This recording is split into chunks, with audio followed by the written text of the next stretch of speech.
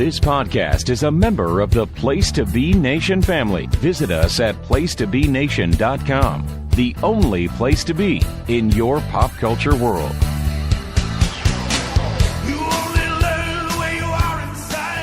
Once upon a time, two men decided if they were making the cut. Then they made the cut. And now JT and Aaron are talking everything from wrestling to pop culture and beyond, because it's no holds barred.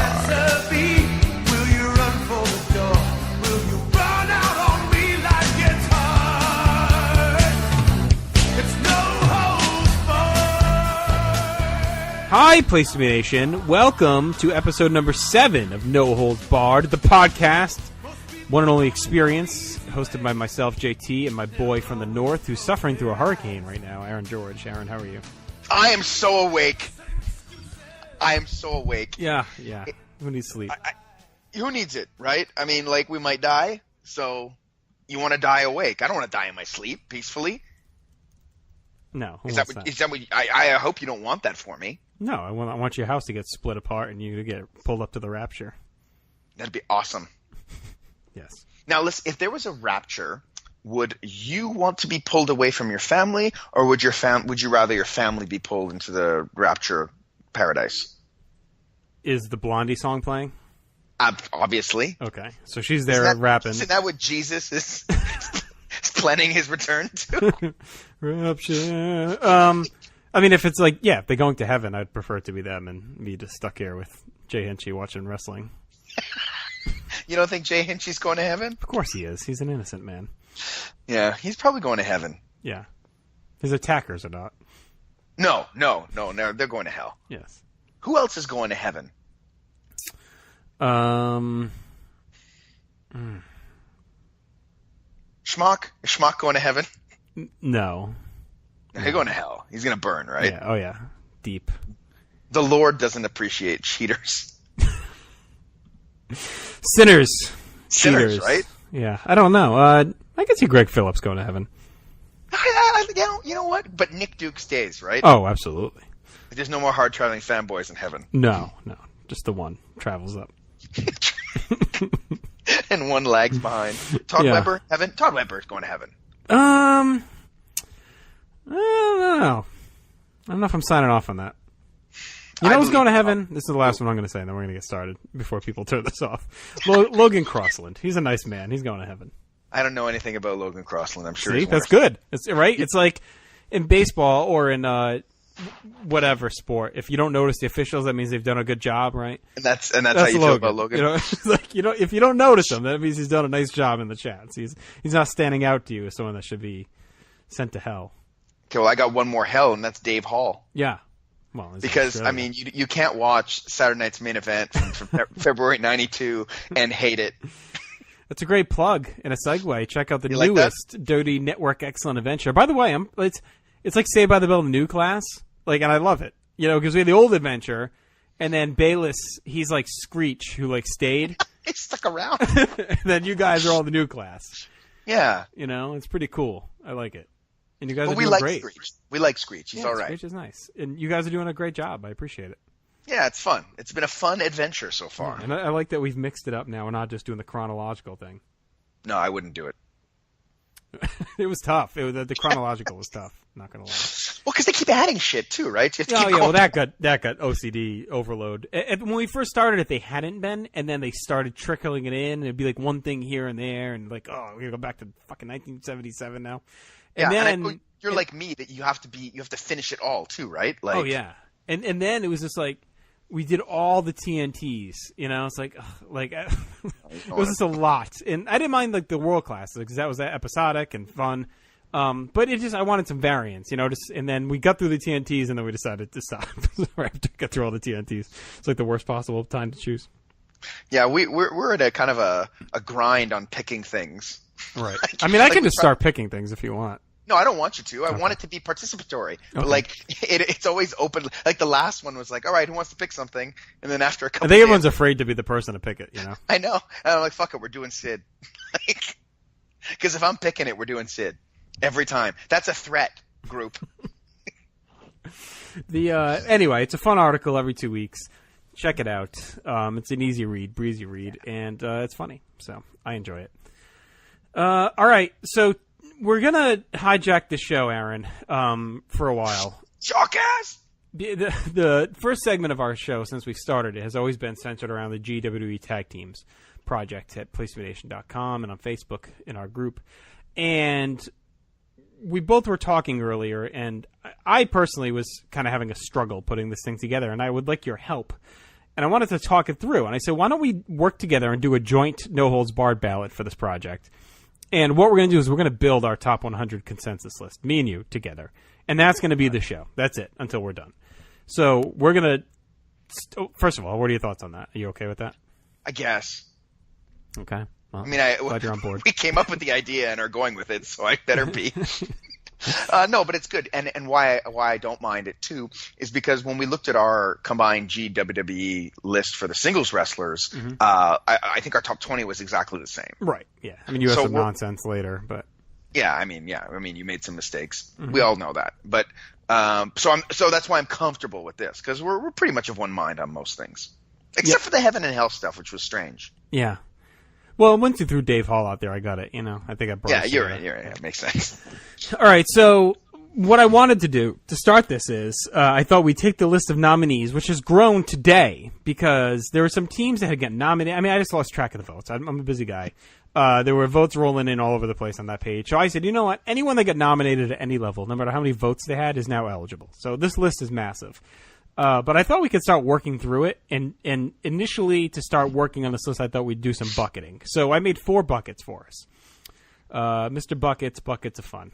Top 50, bottom 50, fringe, and then, no. I think we need to add one more bucket. Okay. Which is research. Okay, let's do that. You doing it? Yeah, I'm doing it. Just because, there will be some – I know going through it, there are some teams that I was like, oh, I got to put more time into this one. Right. Agreed. Okay. I need to watch one match of them at least. Right. So, I mean, it's going to be real research. The Rougeaus, maybe you want to watch more, but we're not putting them in the research bucket. The research is teams that we literally know nothing about. Yeah. Okay. Anything with Billy White Wolf, I'm probably going to have trouble with. All right, so we'll do that then. We'll bucket that way, and that'll be our first kind of hack. And then, the no teams will be blah. And the ones we'll discuss are probably the ones that we're disagreeing on. Sure. Okay. Sure. All right, so we're going to go alphabetically through this list. That's a lot. So strap in, guys. We'll see. Strap on. We'll see how far we can go tonight, and then we'll just pick it up next time. All right, number 1, Air Boom. That's Kofi and Evan Bourne. So not top 50, obviously. I would say I'm putting them in consideration. Bottom 50 or fringe. I don't care. What's your call on them? I think they might have a shot at top 50. Oh, top 50. Yeah, I think it would be at the latter end of top 50. Right. But I don't think it's impossible. So I think we should probably just err in the middle and put them bottom 50. Okay, let's do it. Reason being, by accident. Okay, there they are. Yeah, just because for them, they carried a division for a good amount, a good 6 months. And I don't know if you've watched 2011 lately, but almost all their matches are pretty good. Pay-per-view matches, anyway. I believe it. No, I have not watched 2011 lately, and we have actually in our group watch group, we've actually bandied around. Wasn't that the year we talked about maybe doing when we finish our SummerSlams? Oh, doing the whole year?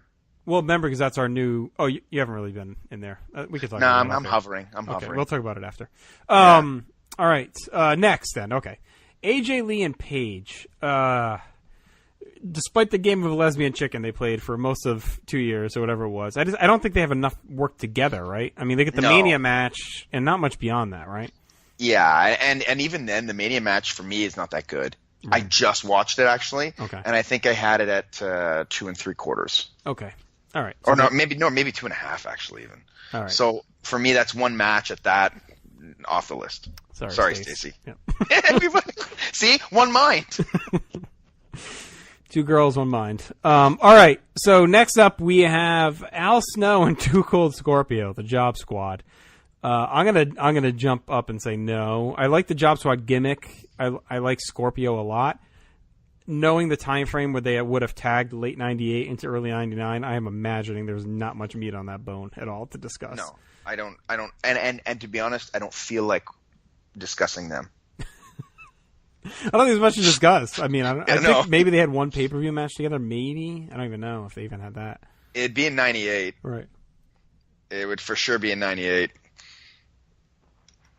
I mean, I'm I sure could they had tell some you. stuff on Raw. Yeah, but you know, there's like. But it's not the worth talking about. You're right. The thought of going back and watching all the Raw matches, like, it makes me want to kill myself. Well, me and Chad are going to do it, but that probably won't be for another 6 years when we get to '98. So yeah, but you're also doing like kind of one thing at a time for like a specific podcast, right? Like, right. Oh yeah, going to watch all of their matches. Now I'm all set in a row. All right. Yeah. All right. Next is an interesting one because I do think there's a discussion here, and that's Alexa Bliss and Braun Strowman, Team Little Big or Big Little. Which one was it? Little Big. I think it was Little Big. Yeah. From the Mae Young. Not the Mae. For the Mae Young. Yeah. For the Mixed Match Challenge last year. Now they were supposed to be back this year, but Alexa's hurt, so they had to replace her, and she got pulled from it. Unfortunately, they were fun. They were a riot. I saw some of the matches, and they kind of captured the imaginations of many on social media. I'm willing to put them either on Fringe or Research. I don't think they're a hard no for me. I'd put them in Research because I don't recall seeing any of them.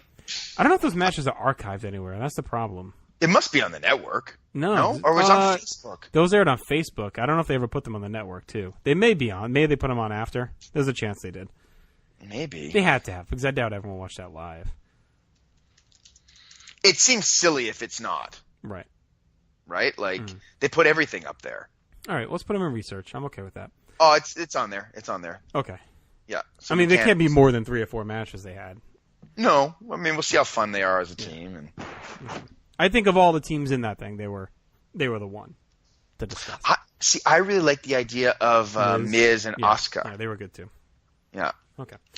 All right. Just FYI, the Snow and Scorpio fought too much at Breakdown '98. Okay. And I had their match at 2.5 stars. Very good. So they're putting it at the bottom 50 now, is what you're saying? Nah, yes, absolutely. Okay. Top 50. Alexa Bliss and Mickie James. Probably a no for me. It's a no for me. Okay. I don't think of anything they've done that really stands out. It's a no for me, dog. All right, here's our first real interesting one. American Alpha. Yeah. Okay. So, I mean, how up are you on the NXT?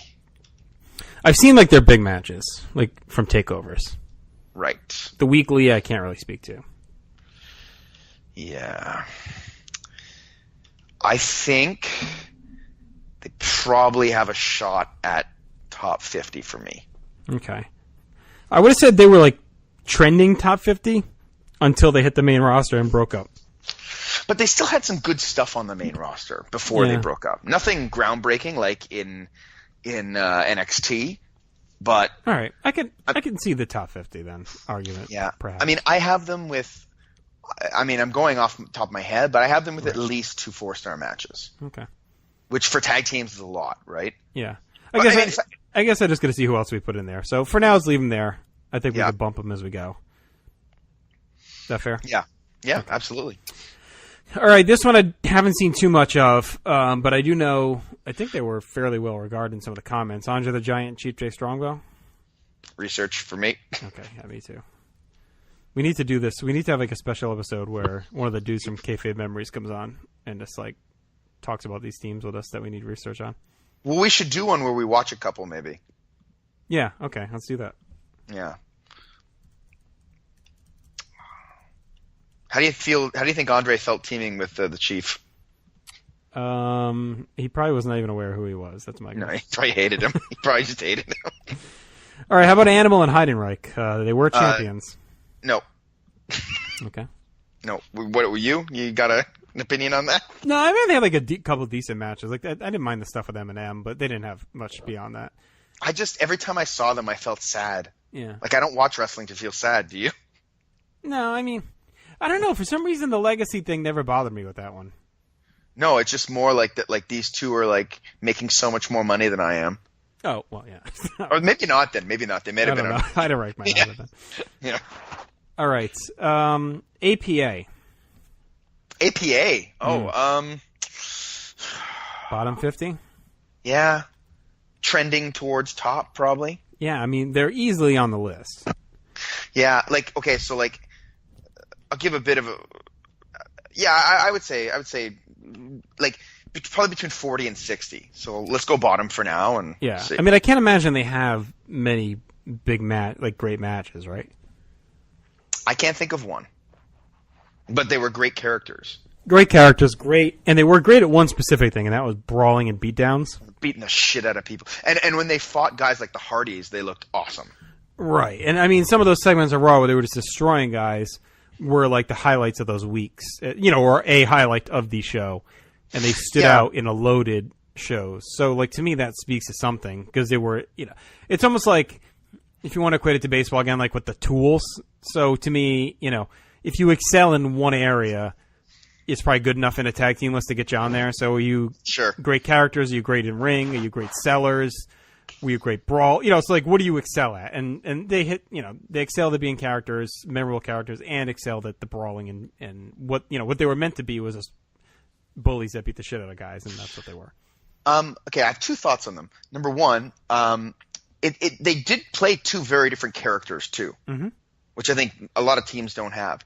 And number two, I don't think I would have ever thought this before, but I think that, like, if you had a better person on that team than Farouk, this team's probably much higher.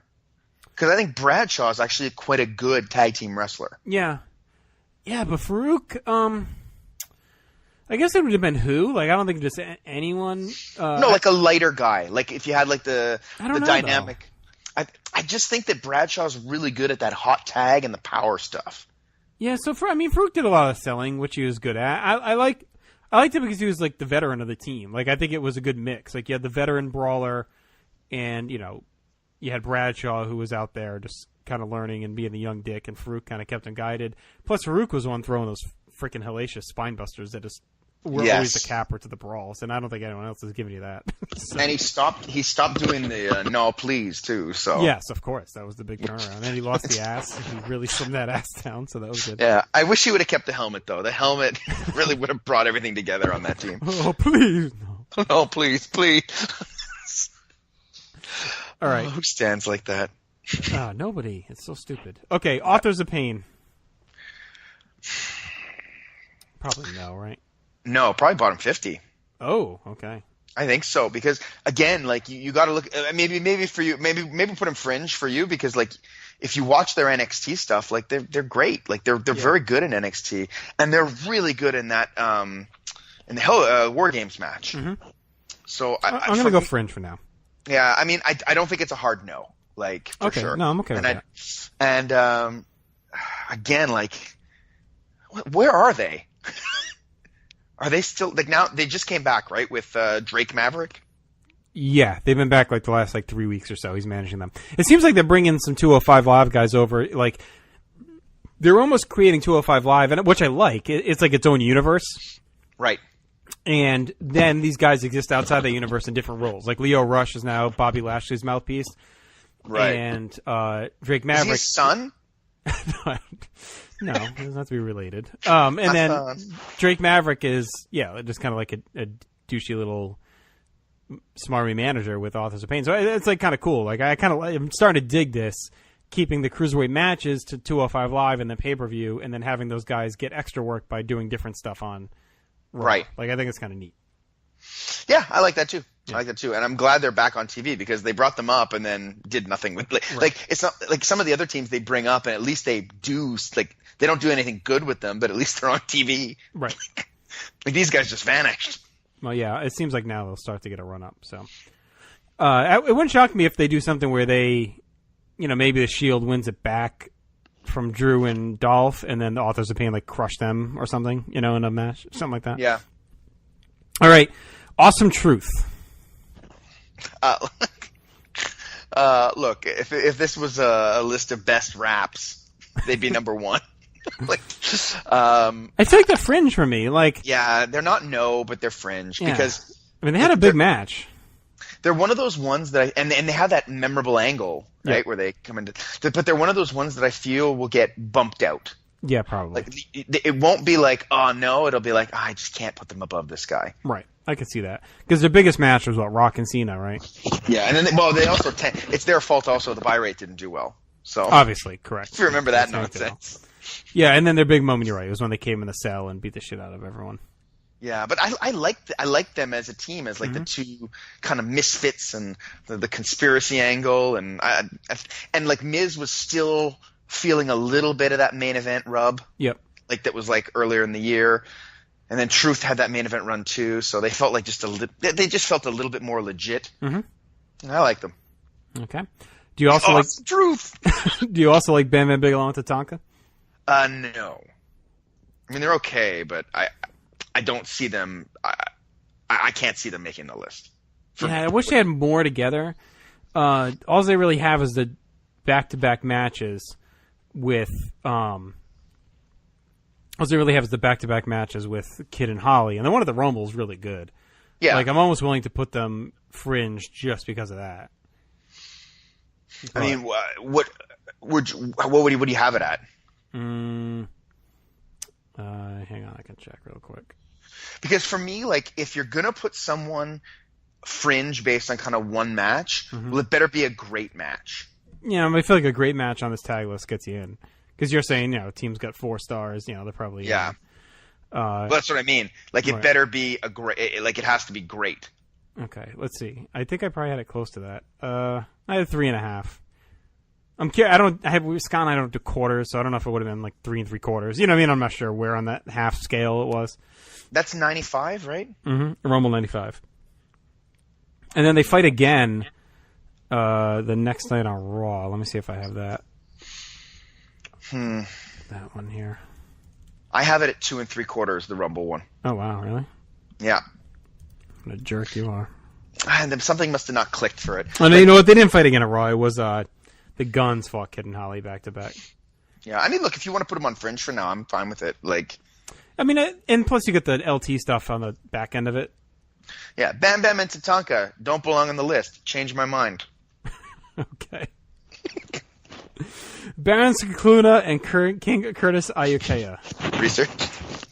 Well, should we be bringing up, or I guess we can do this as part of our research, should we be looking at some of the comments right now, like on the Facebook page? Probably, but if we do that now, it's going to take. We'll be here all night, so maybe we'll do that later. Right. I think maybe once we get through this initial cut, maybe we do the research part next. Yeah, and when we do the research, then we can read some of the comments too, and kind of get everyone participating. Okay. All right, the U.S. Express, Barry Windham and Mike Rotundo. What's your first instinct on it? Top 50. Top, eh? I think I have them bottom 50. Okay. But I'm comfortable putting them in the top 50 for now and knocking them out. Yeah. Because my initial run through with them, I think I actually put them quite low, lower than they should have been. Yeah, I know they had some good stuff with Murdoch and Adonis. Yeah. And then obviously this, they carried Sheik and Volkov to some good matches. The Dream Team match.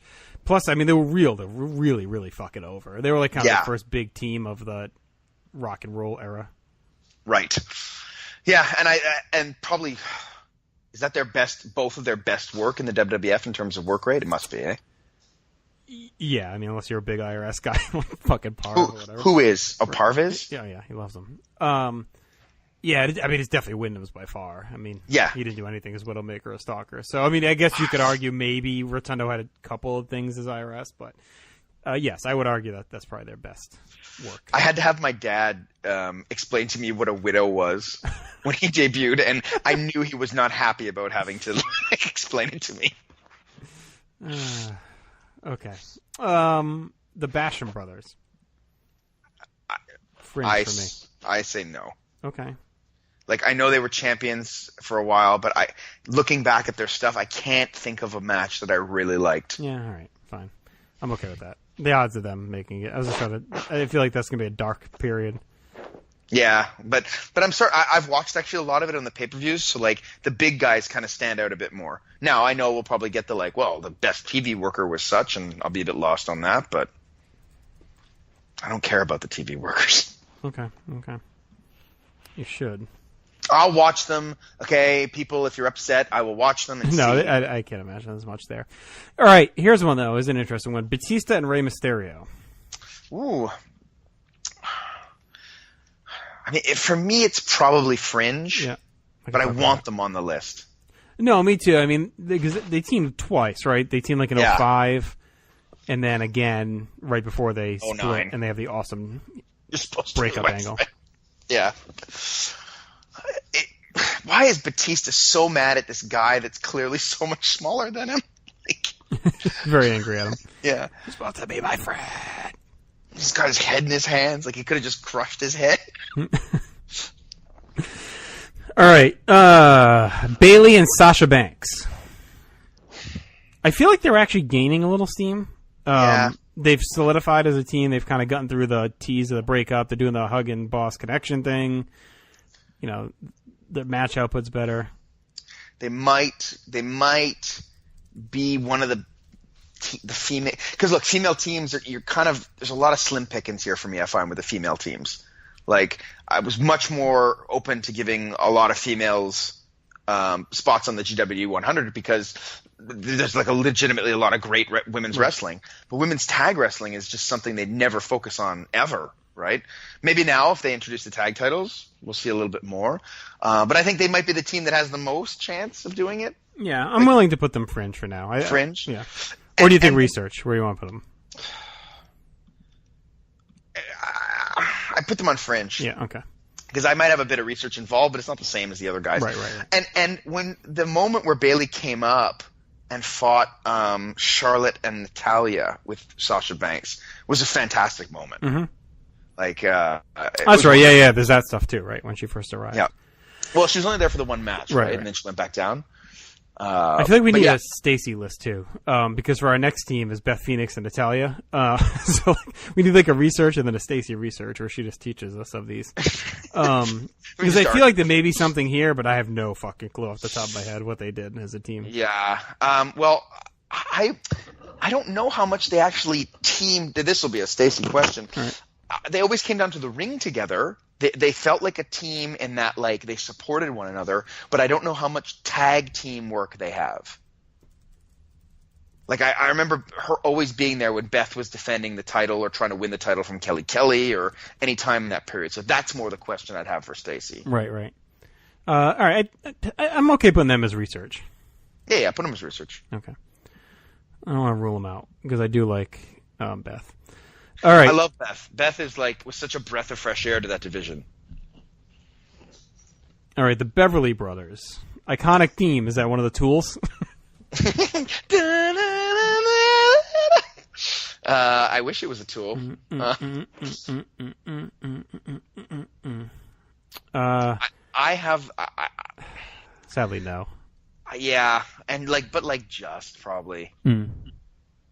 Yeah, I just don't think. I mean, they don't really have a big match. Their biggest shot they got was against the fucking Natural Disasters. And it's one of my most hated matches.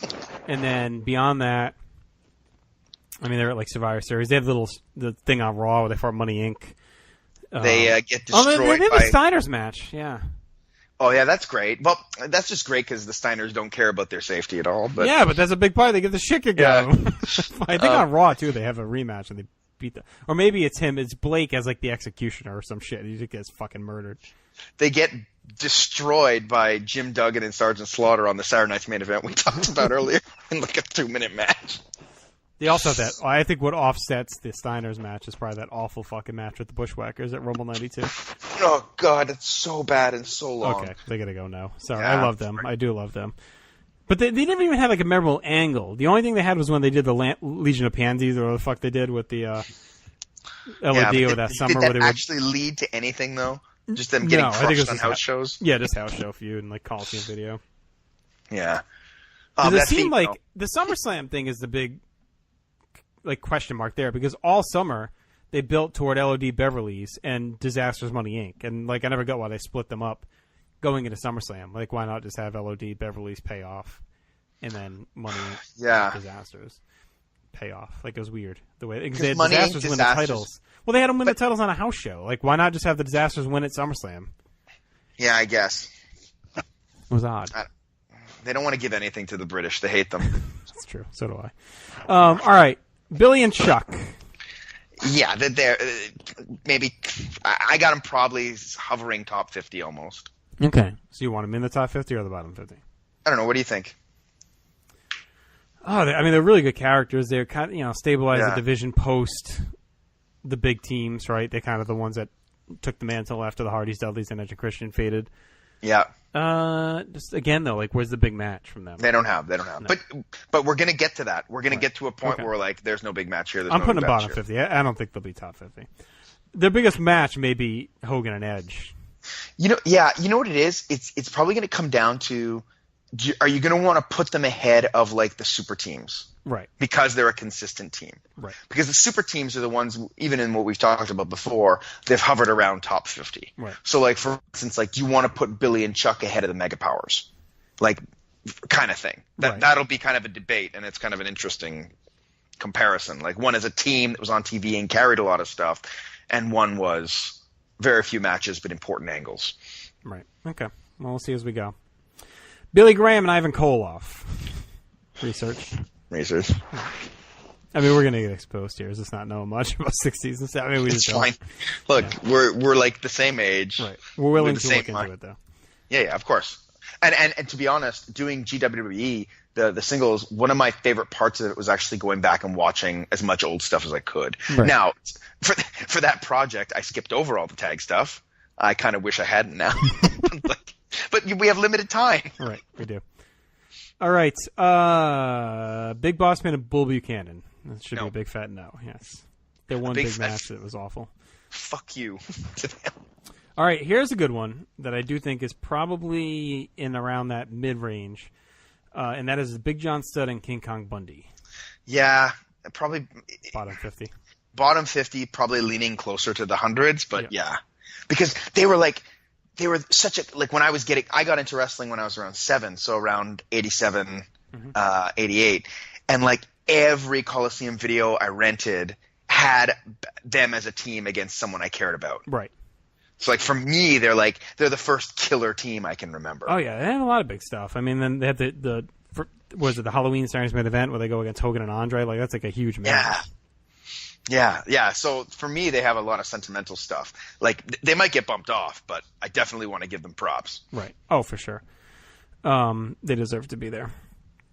All right, Blake and Murphy.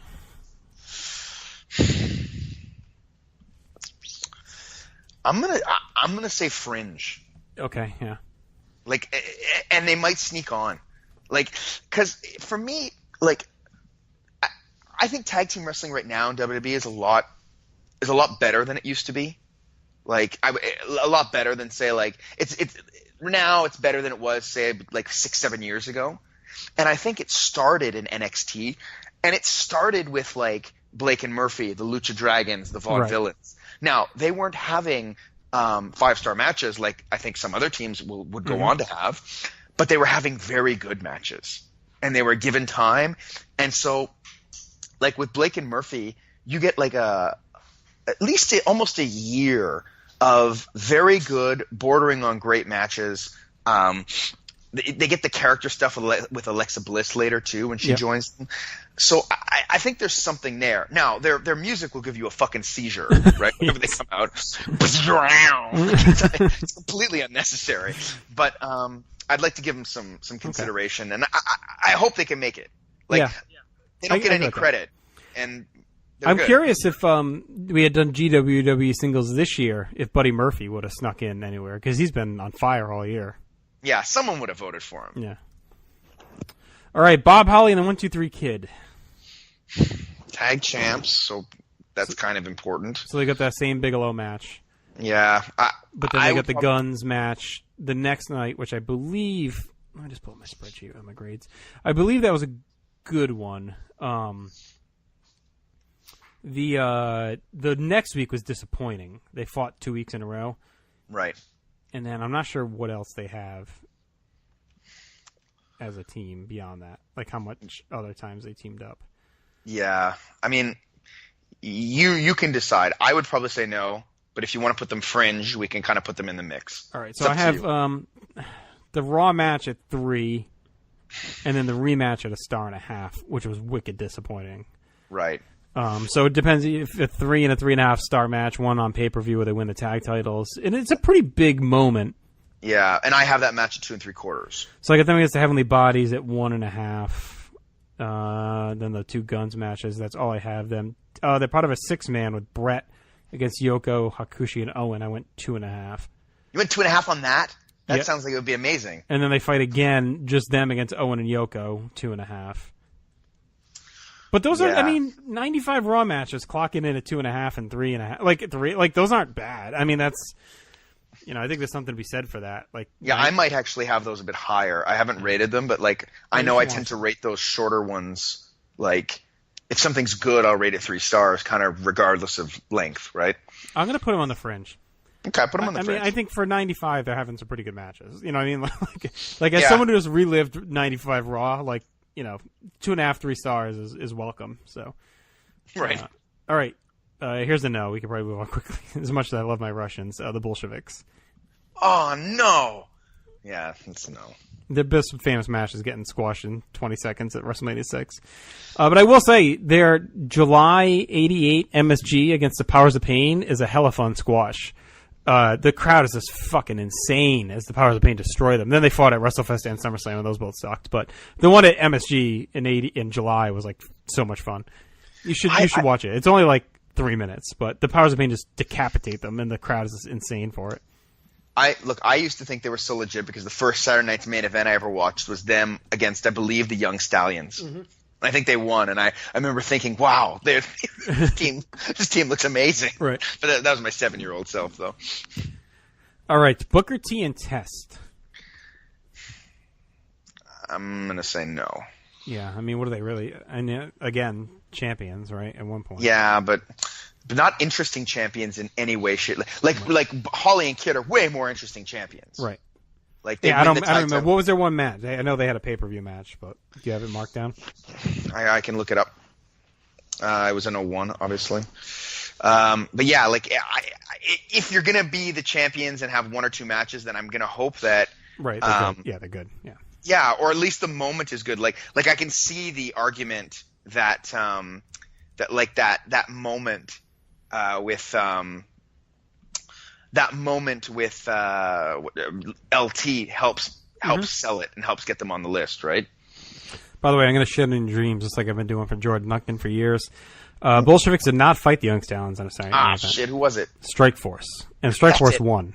That's it. Oh, shit. All right, well, I know nothing. I actually don't even have them on pay-per-view, Test and Booker T. So did they win the tag titles on Raw? Oh, they must have. I thought they had a pay-per-view. And No Mercy or something. Or no, maybe they fought singles. Is that when Booker fought Taker and Test I believe fought so. Kane or whatever? Yeah, Booker T fighting Taker was god-awful, so let's count that against the team. Yeah, Booker T fought Taker at No Mercy. Okay. Damn it, why did I remember Young Stallions? Loser. All right. To me, top 50 on this next one, that's the Brainbusters. Yeah. Okay. But not. I don't know how high. No, I agree. Yeah, top 50, but probably towards the back end of that top 50 or middle. I think. No, I think that sounds right. The stuff they have is real high quality. They just don't have a ton of it. Yeah, that's just it. But the Strike Force match is great. They got the Rocker stuff. They got the Demolition title change. They're real fun at Survivor Series 88. Yeah. And I'm curious to see... That little dance that Tully Blanchard does inside of the ring is fucking perfect. And I'll be seeing more of them now coming up, so maybe I'll get to some, because we're hitting the fall of 88 in our PTB podcast timeline. Right. For them, it just depends where they top out match-wise. For me, I think for me they top out at 4 match-wise. Which for the era is amazing, right? But then... Yeah, that sounds right. Let me see what I went on WrestleMania 5. We'll be watching that again soon, too. But the last time I watched 5, Strike Force, I went 3.5. I think I did, too, actually. Yeah. I love that. I thought that match was really good. So what's their 4, maybe something with the Rockers, you think? Pardon me? What's their 4-star match, you think? Something with the Rockers or... The Hearts. Oh, right. Fuck, I forgot about that match, too. Yeah. I have it at 3.5, the Brainbusters Strike Force. Yeah, I got Hearts Brainbusters at 3.5 as well. From SummerSlam? Yeah, but I think if I probably would have been 3 3/4 again. Scott and I have it at 4. I rue the day. Scott and I had never done, like, star ratings, and then we did this stupid Vintage Vault refresh, and then we rebooted the thing, and we started. And for some reason, we didn't just start doing quarters. Maybe I thought he couldn't handle it. That's probably what I'm thinking. All right. So let me see what I had their demolition match at. I had that at 2 stars in May, and then 3.5 in July. That's when they win the titles. Okay. It's a fun one. That's a lot of good. I mean, that's a lot of high rated. It's good to very good, yeah. And I haven't even I haven't seen some of the rocker stuff from like MSG and whatnot.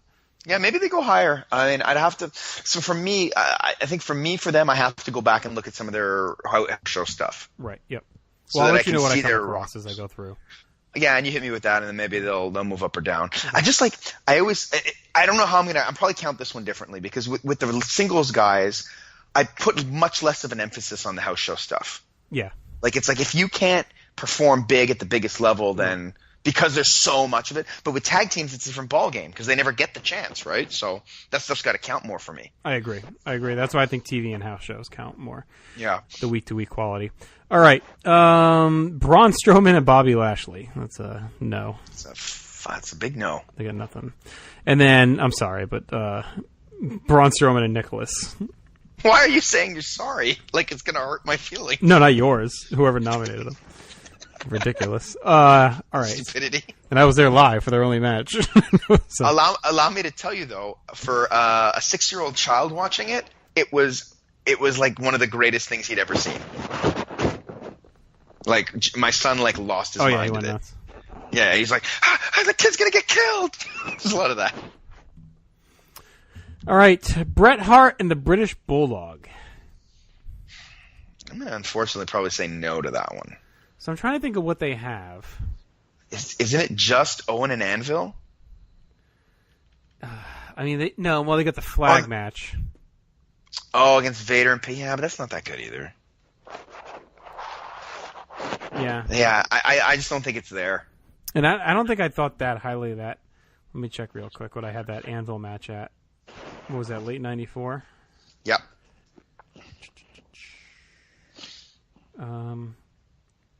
I had it at 3. I have the flag match at 2.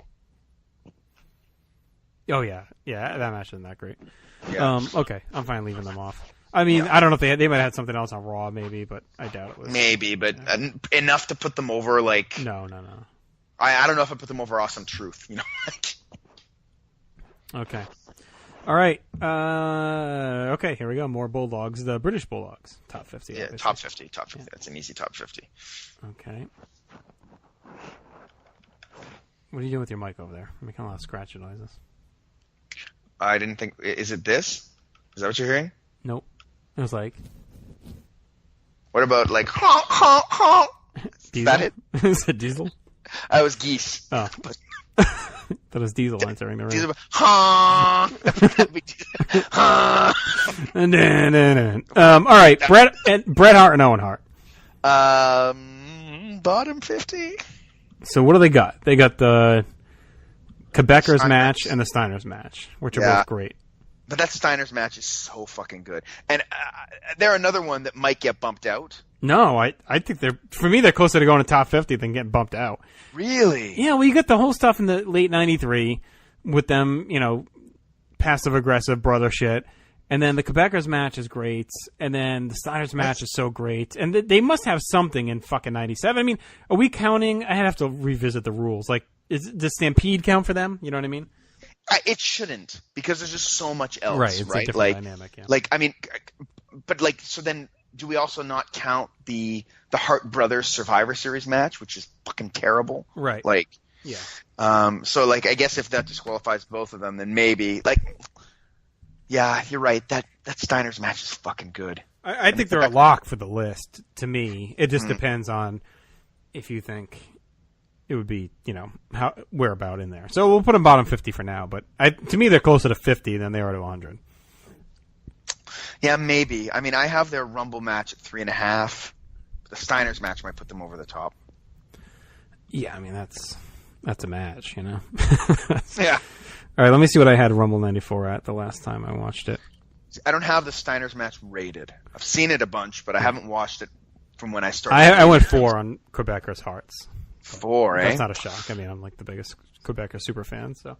I love the Quebecers too. Well, and I was there, so there's a whole there's other Sure. things in play for that one. But I just love the whole angle and the atmosphere after the match and all that. Great story, yeah. So Kicked his leg out from under his leg. It was perfect.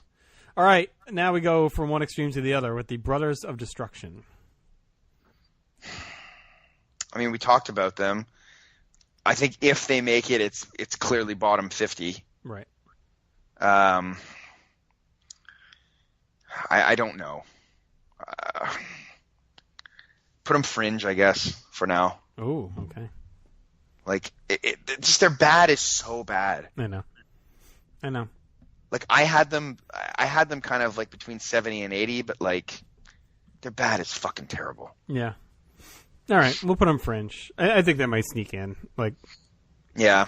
because they do have some stuff. And like we talked about, they got the shit in like 09 or 08. You know, all the times they'd pop up on SmackDown as like a super team. Sure.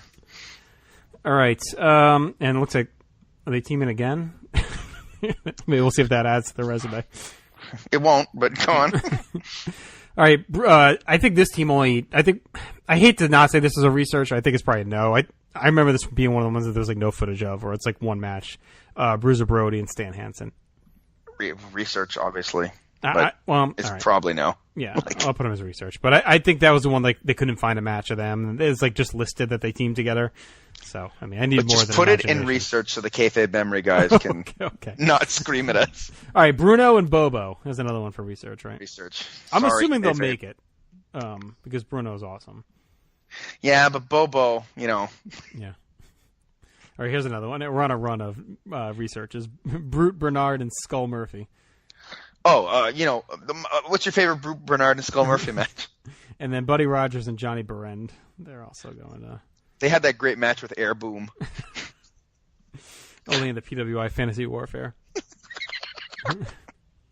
All right, Bull Buchanan and the Good Father. No. Champions. I don't care. Good Father was an all-time name, though. That was like brilliant play. Awesome pun. Yeah, it was real good. It was like one that you joke about them doing, but you're like, oh, they would never do that. It's smart. And then they did it, and it's like, oh, wow. Wow. They did it. They were smart. All right, here's an interesting one. Curious your take on this team. I don't think we've talked about them at all, especially for a team that has as much length in the company as they have, and that is the Bushwhackers. Yeah. Well, I think they need to be on the list. Right. I don't think bottom? yeah, probably. Like I remember when there was when they went into the Hall of Fame, there was this argument of they have nothing. God, but yes. but it's they were so over for so long. Yeah. We don't need to relive that argument. That was the infamous main event episode. Oh, was it? Yes, that was the Will and Aubrey. Oh yeah. Fiasco. That's right. Ben needing to apologize to everyone. That was the crux of the argument, was the Bushwhackers. Oh yeah. So anyway, I do believe they belong in the bottom 50, but I do also think there's a chance they could get nudged out because they just don't have any matches at all. I mean, their best match may be Survivor Series 89. You know what though? I think I don't think they have any great matches. They have a lot of bad matches, but I think a lot of their matches are just kind of neutral. Right. Yeah. Which I think will help them. The Rougeau matches are okay. Yeah, when he grabs his dick. Yeah, obviously. What the hell's happening? What is happening there? It had to be a rib, right? Yeah, because he rubbed it up and down. Right. It's and then he just screams and throws them. Who got screamed at? The Bushwhacker, the Rougeau, or Kevin Dunn? Sick fuck. I love it. All right. Cactus Jack and I can't go whole hog on the Vince voice, so I've done enough for 1 week. Cactus Jack and Chainsaw Charlie. I want to say fringe. Yeah, maybe back end. Because they got the dumpster match, and they got the cage the next night. They got the dumpster angle on Raw. They don't really see much else beyond that, right? No. Yeah, it's probably Fringe. Okay. Well, I had them higher on my fucking first run, but yeah, talking about it now, it's Fringe. Yeah, I mean, they kind of have the Hart Brothers, right? Like a poor man's Hart Brothers comparison. They get the two matches, one title match on pay-per-view. They don't have, like, even the dumpster match is not that good. Like, it's fine, but... Right, well, that's my point. They're like the poor man's Brett and Owen. Like, they have the same template, I'm saying. They get the pay-per-view match, they get the other match. Yeah. And then, that's about it. And an angle. All right, Cade and Jindrak. I'm guessing no on them. No. And it's sad. Like, because they seemed so cool coming out of WCW. Right. Well, Cade didn't. That's Jindrak and O'Hare you're thinking of. They're still to come. This is Cade and Jindrak. Oh, the other... Fuck that. So they were the team that everyone thought were going to be part of, like, Evolution, remember? All that stuff? Yeah. God, get them off the list. They were the sterile 03 team with the plain red tights. Yeah. All right, Cade and Murdoch. Bottom 50? Cade and Murdoch. I'd have them Fringe. Oh. Are there any good matches or great matches? They have at least one in 08 with World's Greatest, maybe, and then they have stuff with the Hardys, I think, in that stretch too. Yeah. 7. None of it's on pay-per-view though. It's on TV, right? No, they have one pay-per-view. I feel like the World's Greatest maybe is on pay-per-view. In 08? Or 07, maybe. I'll check 08. I haven't done 07 yet. But yeah, I can't remember ever seeing anything good from them. And I remember thinking the idea they're not in 08. I remember thinking the idea of them as a team was really cool. Like I liked them as a team, the idea of them, but then it just never seemed to pan out for anything. Right. Yeah, I mean it was a dark time in the tag division. Yeah. Hot times in the tag division. So you put them in we'll put them on Fringe. Yeah, I'll put them on Fringe. I'm trying to think of what like a mid 07 pay-per-view would have been. The name of one. I'm just trying to go through like pro wrestling history quick to see. There's a Great American Bash, I'm sure. You know what? Let me just go to Scott Criscolo's Wikipedia. They could have been on that. There was One Night Stand. I don't think One Night Stand was no longer ECW in 07, right? It was the first year without it, right? Right. So they teamed in 05, then they split, then they go back together in 06. 07 was where they tag team Battle Royal. Nothing good in 06 with them as a team. They did have a few with London and Kendrick. I buy that those were good. Solely for London and Kendrick, though. Fuck, who am I thinking of then? I thought they...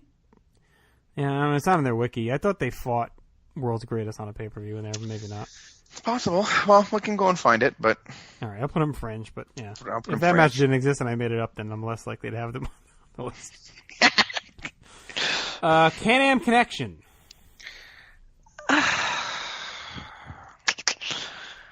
I'd have to delve into the house show stuff. Well, I can tell you right now. Yeah, like I mean, yeah, tell me, because like I love the idea of them as a team. I like the match at WrestleMania 3 a lot, but I'd have to delve more. So where do you have them? Well, let me see what I got as their grades on these house show matches. All right, January 87 is the Dream Team, 3 stars. WrestleMania 3, 2 stars. Sheik and Volkov, Science Main Event, 1 star. Shadows, 1.5 stars. And then that's it. Then Zenk leaves. I'd put them Fringe. Yeah. Because I do think like they were a good team. They had a good look. I think they would have been just fine in the Strike Force role. You know what I mean? Not that you can give them credit for that, but... No, but Tito's probably a better partner than Zenk. He is, but I think as a team, I'm not sure how much drop-off there would have been, the way they worked together. Yeah. And I love Tito. All right. Tito was so good at drawing that sympathy. No, we'll talk about him. But he actually took away from, like, the pretty boy thing. He's not a pretty boy. You know what I mean? Like Zenk actually fit what they were going for, and Tito was just kind of like, it was like Martel brought in, like, his girlfriend, or his girlfriend's brother or his sister's husband to be on the team. You know, like, right. Like, it's just like this kind of weird guy he brings in. He's not really a heartthrob, but he thinks he is. I don't know. It's like... Well, do you feel that maybe the reason you think that is because of your bigotry? I mean, it's definitely possible. Okay, possible. Okay, good. I'm like Uncle Nino on Jersey Shore, where he just goes and hangs out with the Guidos. Who's next? Carlito and Chris Masters. I think bottom 50 for me. Yeah? Oh, I'm excited. I thought you were going to say no. I like them. No, I like them a lot, and I like their breakup too, and I like the match they have after the breakup. Yeah, that was a sneaky good one. Yeah, like, and I like the dynamic of the team. I love that it was like the two young guys. Mm-hmm. Like, that fun in the chamber too. Yeah, they're great in that. And I think Carlito, if I were to redo the GWWE, I think Carlito's someone I might give a lot more attention to. Yeah. No, he was really good. He had a lot of good stuff in there. And they kind of like the little fun, like Pinky and the Brain dynamic. Yeah. You know, so it was good stuff. No, I like them. Okay. And even their Mania match with Shaw and Kane's not bad. I thought it was good. I also think that this team actually helped Masters a lot too. Oh yeah. Because like he kind of went through that period where like he was the Master Lock, but then it went away. Right. And I think putting him in a tag team for a while helped him kind of hone everything. Yep. I agree. All right. This is a team that I wish we have more of, but it seems like they're already done as a team, and that is Chad Gable and Shelton Benjamin. I mean, for me, it's probably fringe to no. I think it's a no. I mean, I just don't think they're enough. Yeah. They're done already, it seems like, so. Yeah, throw them in no. Look, for me, I err on fringe when I haven't seen a lot of the TV. I mean, I don't know how much TV they even had, I guess. Right. I just love Chad Gable, and I like Shelton Benjamin a lot, right? He's good. I think Gable and Rude may have some potential. I don't know. I don't like Bobby Roode, like, at all, as a worker. Yeah, but he might be good in this role. Maybe. He's the heavy for Gable. Has there, I mean, this is a bit of a sidebar. Has there ever been a guy that's been more helped by entrance music than Bobby Roode? Triple H. And Scott loves them both. Yeah. I think we've found the crux of what Scott likes. What do the Lakers take the court to? Right. I'm surprised they didn't like the Bulls. What did they take the court to? Fucking Sirius there. Alan Parsons. All right. The Chick Busters. That's AJ and Caitlyn, right? Right. And I'm gonna put them as fringe. Or research, your choice. But Stacey spoke really highly of them in the article she did on them, right? Yeah. Or I don't think she's done one on them, but she mentioned them a lot in one. I put them in research. Got something on Caitlyn, maybe. Put them in research. Okay. Yeah. I've edited them all. You think I'd remember exactly what it was, but all right. Chief J Strongbow and Peter Maivia. I'm going to say no, just based on who's involved. Yeah, it's going to suck. It's going to be bad. Sorry. Sorry, Chief. No Wait, dice. which one? Wait, okay, so it's Chief J Strongbow and High. So would Chief J Strongbow answer to the High Chief, Peter Maivia? Yes. I guess, right? He's the High Chief. He better not have looked fucking crooked at High Chief. All right, so we got decisions to make. Because we've hit CHRIS, and that brings us to Chris Benoit. He's on here now with 3 teams coming up in the immediate list. So we got to decide and talk it out. So I left Benoit off my list of singles. Yeah. I left him in Snuka, drew the line at murder. Yeah. I feel bad punishing like an Angle or a Jericho. Yeah. Because there's some great matches. But I feel a little hypocritical if I include them. I don't know. I don't feel as bad because there's another person involved. All right. And the matches were much less about him. Mm-hmm. That's true. Because then, like, do you discount the matches he was in then, too? Like... No, you're right. You're right. So, like, did I, take it out on Shawn Michaels and Triple H for WrestleMania 10? No, I still counted that for them. Yeah. Yeah, I tend to be a little easier on this with him. Yeah. All right. I mean, I think opinions can evolve, so yeah, I'm okay leaving them for that now. might change, but that also might change. You might look. I'll be honest. Like when it came to cutting Benoit and Snuka, I'm never a big Benoit guy to begin with. Mm-hmm. Like I think I might have on my original GWWE, I might have been in the 40s, right? Which I'm sure to some would be blasphemous. But then when I was like trying to fit guys in, I really wanted to fit in. It was like, you know what? Let's just cut Benoit. Right. Like it became an easy cut, and like there were moral reasons for it too, but. Yeah, I didn't feel bad about it. Okay. So yeah, let's keep him for now, and then we want to cut them later, we will. Okay. So, all right. So let's go Benoit Kurt. Probably top 50. Right? They have to be. I mean, they had Yeah. possibly the greatest match ever. Well, to that point, it was. Mm-hmm. Correct. And for a long time. I mean, Yeah. I don't think that you could say that fell until, 3 years ago? Yeah. 2 years ago. Whatever that. Yeah, whenever the revival matches were. Yeah. I would say. And then maybe you probably have some competition this year, too. Right. But yeah. So, Okay. top 50. All right, Benoit and Rhino, I'm fine leaving off. Yeah, I don't care about them. Yeah. I don't think they had much going on. And then we have, take a break from him for a minute, we got Chris Jericho and AJ Styles. I wouldn't have them on. No, me neither. They didn't really have much together. They had No. a few matches and they broke up. Yeah, and they're all on Raw, and they're all kind of meaningless. And Yeah. it was all just clearly leading to this. Right, to that feud. All right, Jericho and Christian. They're top 50 for me. Top 50? I know, you hate Christian, but...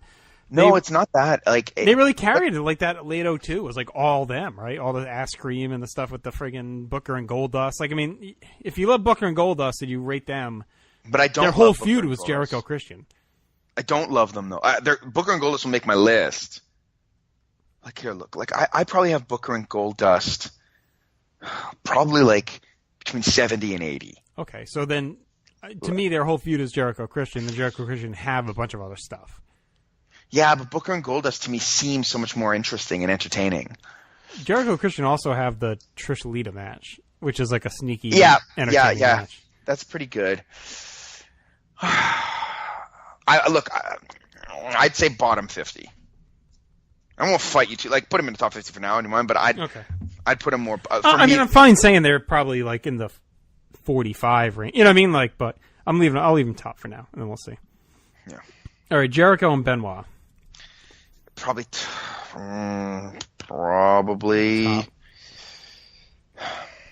I think if the TLC win. Yeah, top. And they have that match. Triple H, Austin. And then Like, I'm sure they get other stuff. I don't think I could rank Jericho Christian ahead of Jericho Benoit. No, I'm fine with that. But then Jericho Benoit might get pushed back to like after 50. Right. Okay. Then we both go. That's fine. Yeah. All right. Christian and Lance Storm. I don't enjoy them at all. I'd put him as fringe. Yeah. I'd put them as off the list. So let's go with your generosity. And then Christian and Tomko. Fringe, I guess. I'd have them on no. I'm fine with a no for them. I don't. Okay, good. Can't imagine they have enough. All right. Punk and Daniel Bryan. No. Not enough. What do they have? They got the Shield, right? Is that the only one they have? And didn't they fight the Wyatts 2-on-3? Oh, no, it was the Wyatts. Yeah, they yeah. didn't fight the Shield. Yeah. It was the Wyatts. Yeah, so they got that one match, and that wasn't even that great. Okay. You were getting, like, unmotivated Punk by that point anyway. Right. Yeah, he was about cashed out. Punk and Kofi Kingston. Maybe Fringe. Like, they had a tag run. They were a team for a number of weeks. Yeah. Yeah, I'm fine with Fringe. I'd probably need to revisit what they got going on. Yeah. All right, Cody and Drew McIntyre. Probably a no, right? Yeah, I don't know. They were champs, weren't they? I'll put them Fringe. I think whatever. They could be discussed. Drew, like, even his early stuff, like, at first he's not great, but before, the year before the 3MB stuff, he was getting pretty good. Mm-hmm. So, and Cody, I'm always a little bit high on, so. Okay. Let's put him there. Cody and Holly. No. Okay, I agree. Do they have more than just the one match? Yeah, they were champs. Oh, that's right, but not for long, because then Cody just turns on him outright. No, they actually, I think they're together for a little bit. Like, I don't think it's that brief. I think it's like months that they're together. And then he turns on him when DiBiase comes in. Right. Let me see quick if Wiki has how long they teamed. Holly was drafted back to SmackDown June 17th, 2007. He defeated Cody on September 24th. Then they did the Respect feud. He saved him on October 22nd. And then they defended titles against Kate and Murdoch, against Carlito. So not June. So I they're hope together I never from have October to June. Okay. I hope I never... No, June to October, you mean? No. October to 07 to June 08. Wow, that's longer, way longer than I thought. Yeah. I still don't want to put them on the list. No, I'm fine with that. Okay, yeah, good. they lose at Night of Champions. That's when DiBiase does the handicap match. And Yeah. All right. Here's a good one. Colossal Connection. Oof. Well, I believe for me, they're probably bottom 50. Yeah, I can fuck with that. Yeah. I can't good conscience put them higher. No, but they got to be on there. For 6 alone. Yeah. And they're such I remember being scared of them as a team. Yeah, I would agree with that. I haven't even seen the Superstars match in a long time where they win the titles. I'm sure it's fine. Yeah. I'm sure it's not great, but I'm sure it's fine. Yeah, I don't know if it's even fine, but we'll see. Well, I mean, the WrestleMania 6 match is not right. The match itself is not good. It's a poor man's Hogan Andre, where if you take it out of that atmosphere, it's like dog shit. But in that atmosphere, it's amazing.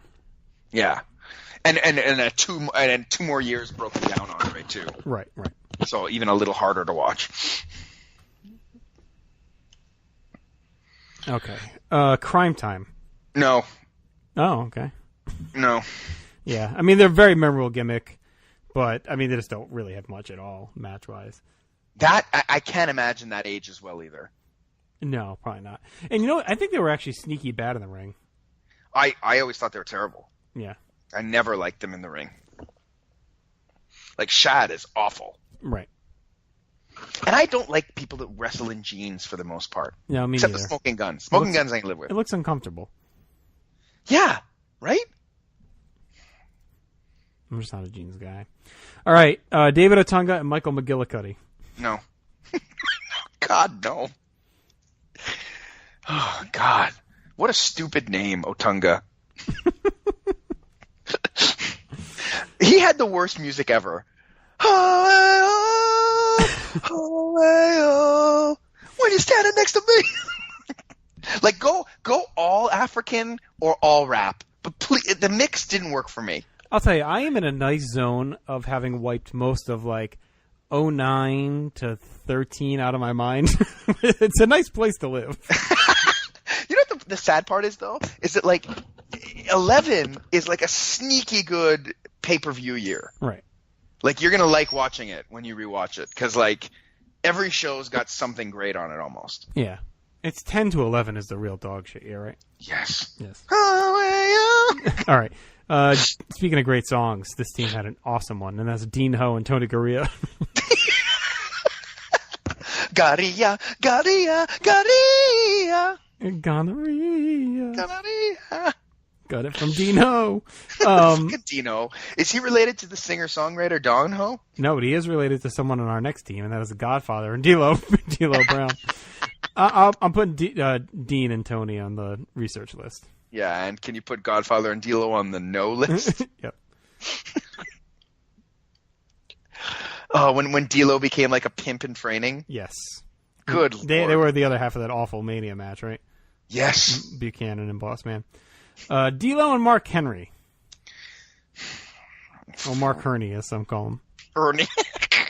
Now remember, it's Mark Henry, so we're going to be extra considerate. Look, D'Lo is shit. I'd probably have him no. I'm going to put him fringe. I thought they had some good character stuff with the You're weight just loss scared of the and all that. backlash. That's the problem, We right? call racist way too many times. Well, I already called you a bigot once. All right. Demolition, Axe, and Smash. Top 50. All right. And then Demolition, Smash, and Crush. No. Yeah. Sad. I don't know where we're counting their three-way work. I guess that both teams get that credit. I guess, but none of it's that great. So, someone said 90 is, but I find that match kind of overrated. yeah, but it's still great. I don't know if it's great. I wouldn't say it's great. I'd go good. Yeah, good.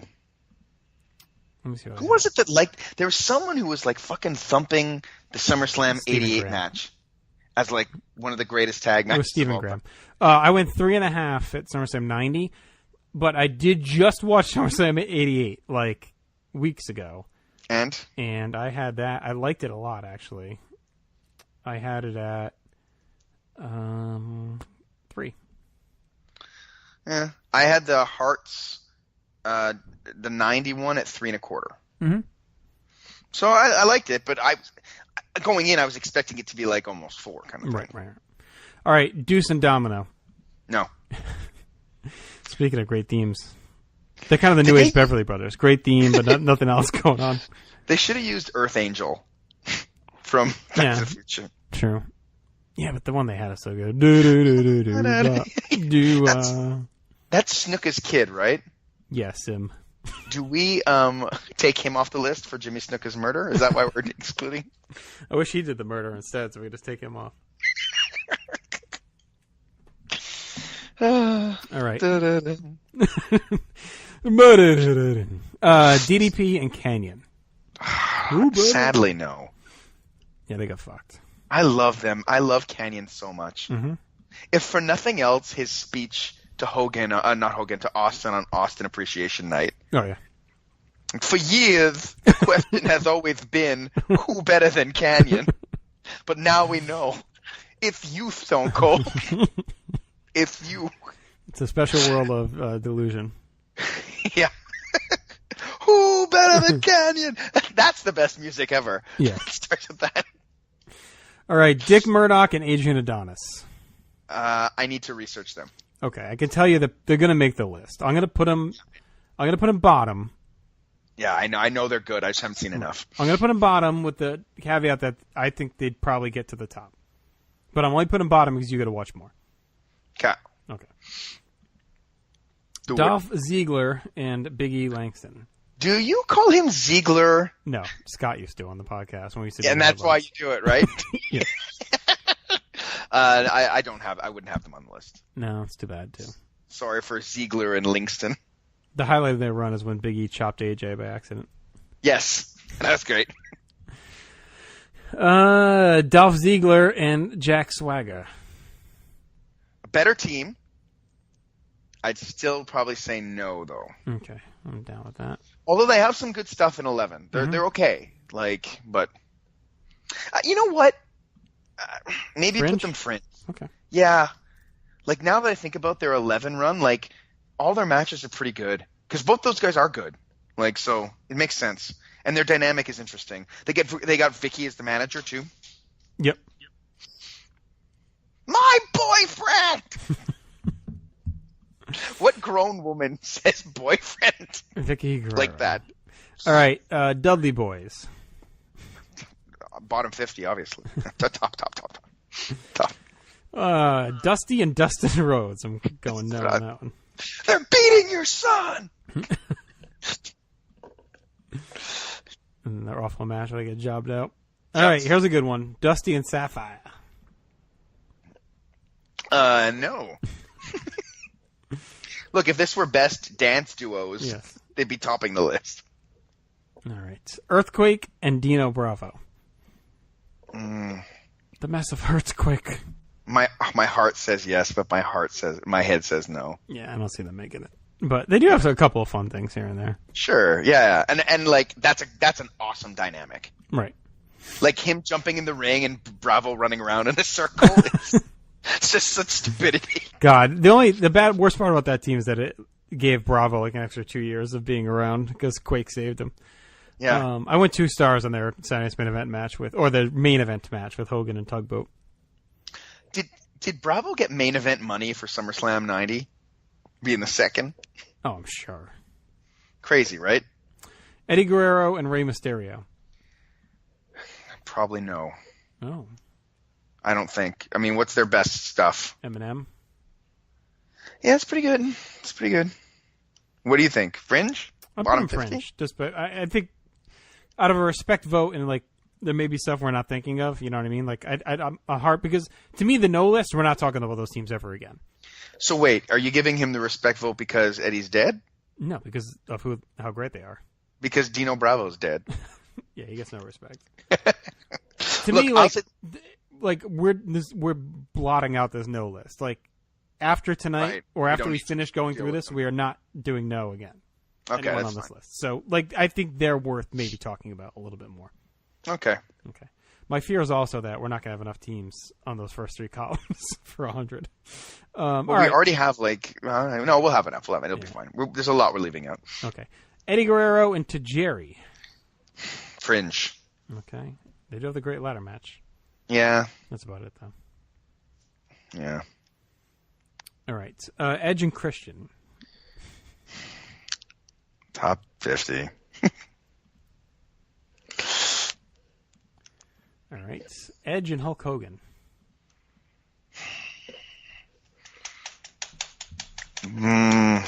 Fringe, bottom 50. Like I think Fringe They have is that- fair. They only yeah, they have have- 2 matches. they have that really great. You see, I'm just airing because I think you're gonna like them. Yeah, Fringe for sure. Then. Okay. Yeah, because they get the match where they win the titles on the 4th of July, which is cool. And then And they then- lose to, was it Christian and Storm beat them? Yeah, All right. Edge and Ray. Top. top 50 probably. Because any of those teams that are in that SmackDown 6. yeah, they're gonna be top 50. All right. Enzo and Cass. I say no. I mean, what did they have any good matches? I'd say bottom 50 probably. Oh, all right. I'll put them on Fringe. Can you remember a team being as over as them? No, I guess not. I mean, And like they were legitimately like a really top act in NXT. And they're the Brothers of Destruction were over. Pardon me? So were the Brothers of Destruction. They were over. Yeah, but Enzo and Cass didn't have bad matches though. Like they just weren't great. Like and their NXT stuff is some of the matches are pretty good. Fringe is good. And pardon me? Fringe. Yeah, I'm not well, gonna I'm make that fine. argument.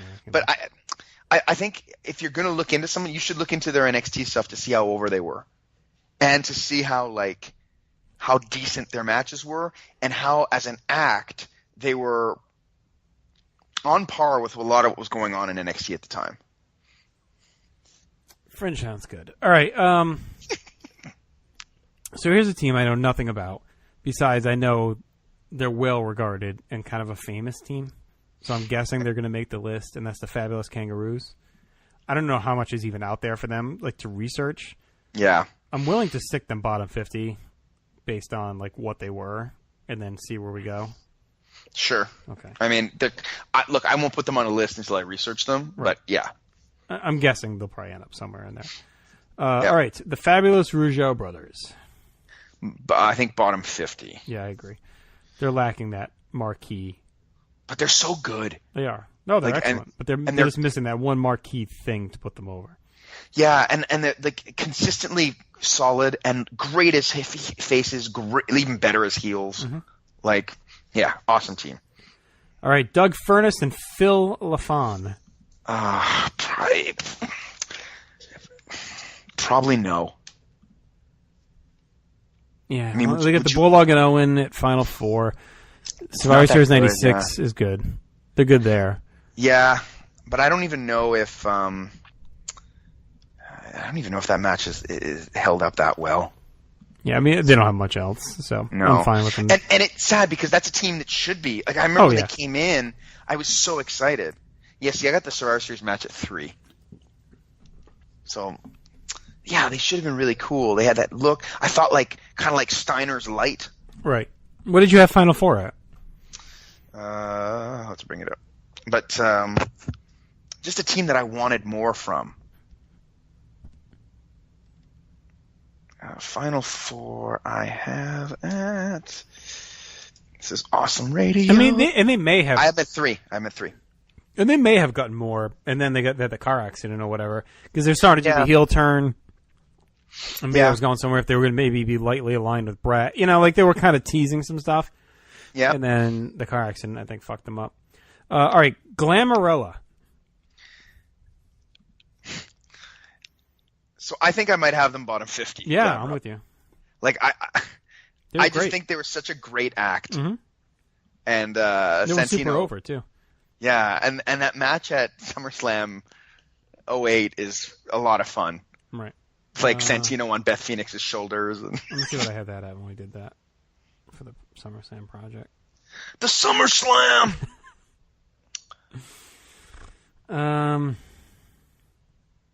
Because that was pretty recent. We watched that, right? A few weeks ago. Yeah. Yeah, 2.5. I have it at 2 3/4. Okay. But yeah, I thought it was a fun match, and them as a couple always. But he was great with anybody as a couple. All right, here's another good one. The Glamour Girls. Bottom 50 for me. You have them bottom 50? Yeah, they get the Jumping Bomb Angel matches, and then there's been a couple other ones I've seen. I mean, Judy's awesome. And Leilani's solid. I'd have them fringe, but I'll allow it. I mean, I think just for the... I mean, I got... So, Jumping Bombs and Glamour Girls at MSG in November, I have at 4 stars. I gotta watch it. Yeah. I'll watch it. That's a must-watch for you. I mean, that's a 4-star fucking house show match in 87. And Right. then I had Rumble 88 at 3 stars. And then the Survivor Series match, What is I had at 3 stars. what's the MSG? It's what month? November 87. Okay. That's a must-watch. That's a great... And then you should watch Savage Honky on that show, too. Oh yeah, I will. That's the main event. Oh, no, Main sorry. event? That's the mid-show main event. Okay. Strike Force Hot Foundation's also on that show. I think I might have the women's match at Survivor Series at 3.5. But I have to rewatch it. Yeah, I mean, if you like this MSG one, I think you'll see that they're probably like maybe like in the 90s. You know what I mean? Yeah, But okay. you should watch the whole show actually, because Kelly and I and Scott all had that at 4. Scott's got Savage Honky 3.5. Then Strike Force Hot Foundation, Kelly had a 3.5. He loves that match. Oh, I love me some Strike Force. Yeah. So Yeah, you should watch that whole card. That's a good one. All All right. Golden Truth. no, The Golden Truth for them is that they're not making this list. they're not making the list. Yeah, Right to I the mean, golden fun shower. enough, but just not enough. Yeah, yeah. Okay. All right, here you go, Goldust and Booker. I have them bottom 50. Yeah, I think that's fair. No good. No, nothing. Right. No really great matches. Just an or- iconic moment, though. A great moment. Oh, that Yeah. Men on Film stuff is so good. Well, And I'm their talking tag about title when they win the titles. Yeah. Oh yeah, that too. All right, Goldust and Cody Rhodes. It's tough because you have to factor in all of the Stardust shit too. Yeah. But how high do you bump them based on the Shield match and feud? Because there's some real good. That's one of stuff my in there. favorite matches of the last 10 years. I think bottom 50 is okay. I think, funny enough, I think they're hurt by the other stuff. Like if they only had that Yeah. Battleground match and then a little bit of more with the Shield, like I think you're talking top. But Yeah. all the Goldust Stardust stuff was just not good. But Goldust is the best offensive wrestler that's ever been. That's true. It's true. All right, I think they're right around 50-ish. You know. Yeah, that's right. And you never know. They might move up. It'll be around there. Okay. Gorilla Monsoon and Professor Tanaka. Tanaka! Research. That's the same Tanaka in the Orient Express, right? Oh yeah. Definitely not. Okay. All right, Gotch and Goulet. No idea. Rene Goulet? I think so. Yeah. Or Michel Goulet, the hockey player. All of them. They used to rotate in. They did a mask gimmick. Twin magic. Goulet. They did a twin magic gimmick. Oh, those are some ugly twins. All right, here's an interesting one because they're known more for their WCW stuff, but that's Haku and Barbarian. I don't know what their catalog is.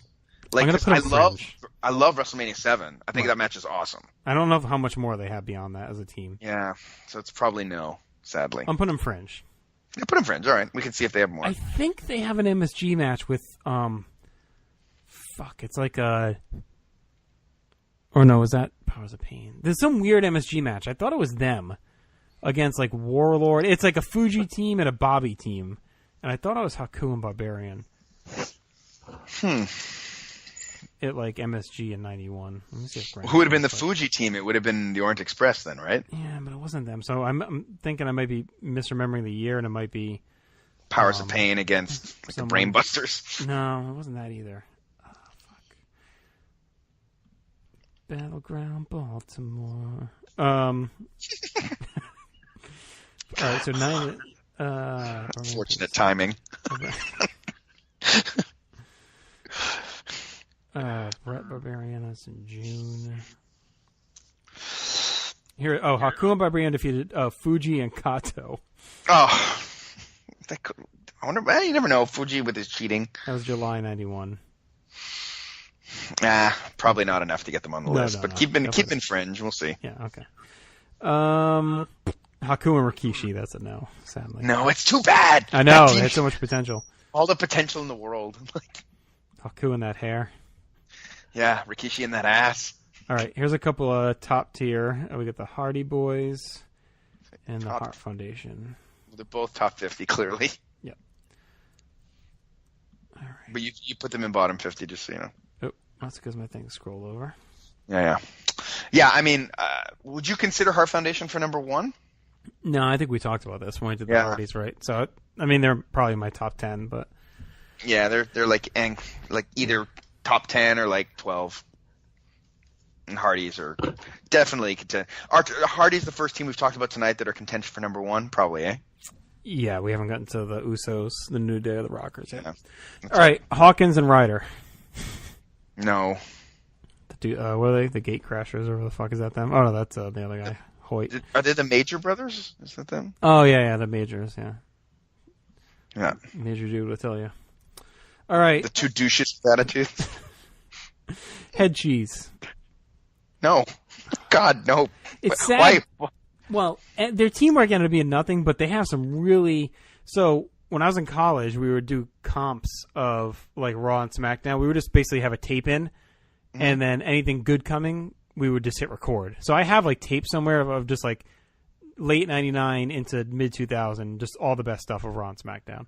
And the Head Cheese skits, when they got together, were real funny. When they went on a date, and Snow's trying to get Blackman to show his personality, and remember they're doing all this stuff, and then they end up doing they're kind of known for their skits, and then at WrestleMania they do the stupid thing with the fucking midget cheese, and like that was the end of it. But they had some funny stuff early in that year when they were just becoming a team. Right. Anyway, they're like the poor man's Booker T and Goldust. Sure. High Energy. No. Energy. The Head Shrinkers match is fun. Yeah. But not much else, sadly. They had the Money Inc. tag title match, but I don't think that was anything. They have the High Energy promo.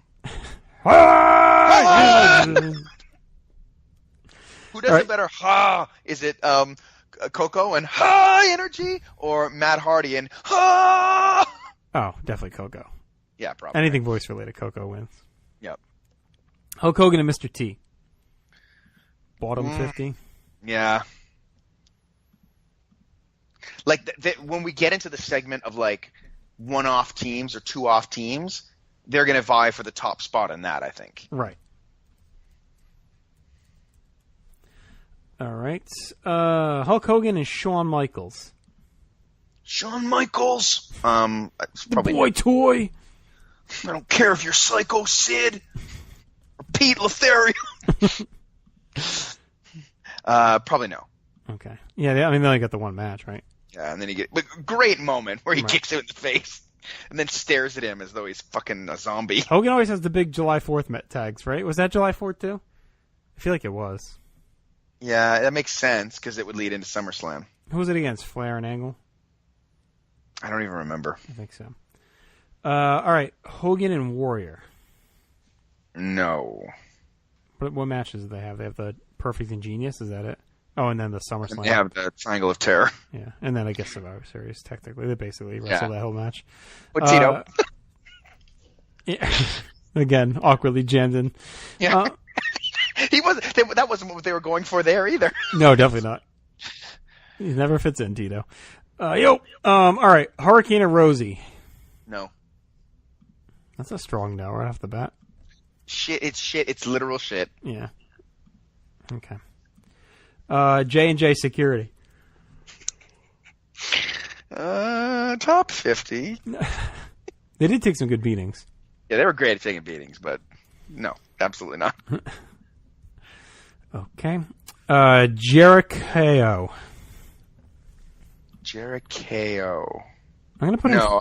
That's Jericho and Orton? No, Jericho and Owens.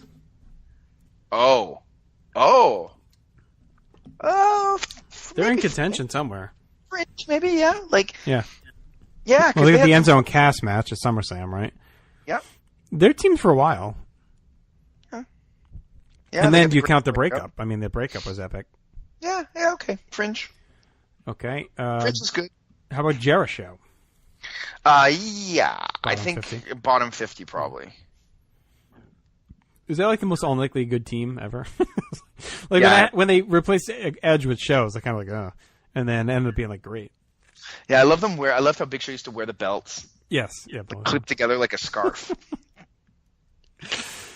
Jesse and Festus. No. Biscuits and booty. Also did not age well. I'm sure. All right. Here we go. A couple of Jim Duggan winners. Jim Duggan and Nikolai Volkov. Fuck no. Is the next one Slaughter? Sure is. You know where to put it. Slaughter looks like the biggest fucking loser in the world. Next to Duggan jumping around being super happy. Yeah, well, they have that great match at SummerSlam 90 against the Orient Express. Orient Express. Oh, no, that's Duggan and Nikolai. Sorry, that's what I meant. That's right. Yeah. All right, John Cena and Shawn Michaels. No, I don't think so. It's just that little period before WrestleMania 23, right? Yeah, they were champs. Yeah, but... All right. Kind of... You ready? Sorry, Is it a bunch of Cena shit? Johnny Gargano and Tommaso Ciampa. So, I think it's got to be top 50. Yeah. Yep. I thought you were going to say more, but yes, I agree. Well, I think you're probably maybe looking top 10 even. I know we're not going that far yet, but like they're just so good for so long. Mm-hmm. Like I might even entertain an argument that they might be number one. Ooh. I don't think I'd put them, but right, they're fucking good. Spicy. Okay, Johnny Rods and Jose Estrada. Research? No, that's a no. Oh, really? I don't know. Oh, Johnny Rods, eh? Yeah, Kelly will rank them. That'll be about it. All right, the Jumping Bomb Angels. I put them in the bottom 50. Put them there. I got to research them. All right, Justin Gabriel and Heath Slater. No. They're champions. Like that's like the death of the division. Right. When they're like, and imagine what that means. Yeah. How about Gabriel and Kidd? I don't think so. It's just not enough. Right. Okay. All right. Kai and Tai. No, I don't think so. Choppy or pee-pee. God, those oddities matches are just the worst. All right, here we go. Get ready for your soul to be sucked out like 6 straight Kane matches. Kane teams. All right, Kane and Big Show. I feel like Fringe. Kane and Hurricane. They have the greatest match of all time. The greatest Raw match ever. I'm putting them on Fringe. Fringe. Yeah. Kane and Mankind. Fringe. This is like the perfect description of Kane ever. Fringe. Yeah, I know. But sad. We're like sad about it. Kane and RVD. See, that one I'd say no. Oh, really? I'm not as into that. I'm putting them as Fringe. I thought they had some decent stuff in 03. Yeah. And then Kane and X-Pac. I'm putting them bottom 50. Top? You think bottom? Okay, I can go top. I think top. Yeah, I think top. Okay. They're really good in 90 and 99. That's not a bad hit rate for Kane. Four fringes and 1 top. Yeah. He's an okay tag wrestler. Yeah. Like it's the ones where someone else has to carry, like when he has to carry the match, like with Undertaker. That's the problem. All right. Gallows and Anderson. I would say no. I would agree. I mean, I just don't think they have anything really. Okay. Shamrock and Boss Man. I love the idea of the team. Right. Execution, not that good. No. Yeah, I'd probably say no. Like I feel like I've seen enough. Like I don't need to look at them anymore, right? No, I agree. I mean, that match is real bad at rock bottom. Yes. Real bad. All right, Kevin Owens and Sami Zayn. As a team, I'd probably say no. How much did they even team? It's only recently, and it wasn't even that much. Oh, right, yeah. I am forgetting about that. I mean, that was like the most hated thing ever I've seen on social media. Yeah. Just get destroyed for the whole thing with Shane and everything. Okay. Kidman and London. Oh, Bottom for me. Yeah, but bottom angling towards the top 50, though, I think. They were fun, and they had great tights. Yes. Which cannot be discounted in this list. All right, the Killer Bees. Bottom? Yeah, I agree. Maybe off the list, but, like, what a cool angle. Like, I mean, as a kid, like, that was the absolute coolest thing that they would... That's the original Twin Magic. Yeah, no, they belong on the list. They're one of the most memorable teams. And like, when they tried to repeat that with Demolition, with the masks, like, are the refs fucking stupid? Like, they've never seen, like, what Smash and Axe and Crush look like different, like, next to one another? Just ridiculous.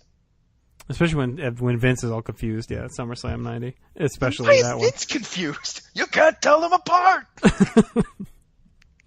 All right, Killer Kowalski and Gorilla Monsoon. Put it on the fucking research or off, because I don't know. Yeah. All right, research. All right, here's one that's a fun one. I don't remember if we talked about them. I feel like we may have, and that's Kurt Angle and Ronda Rousey. We did talk about them, and we talked about them kind of bottom 50.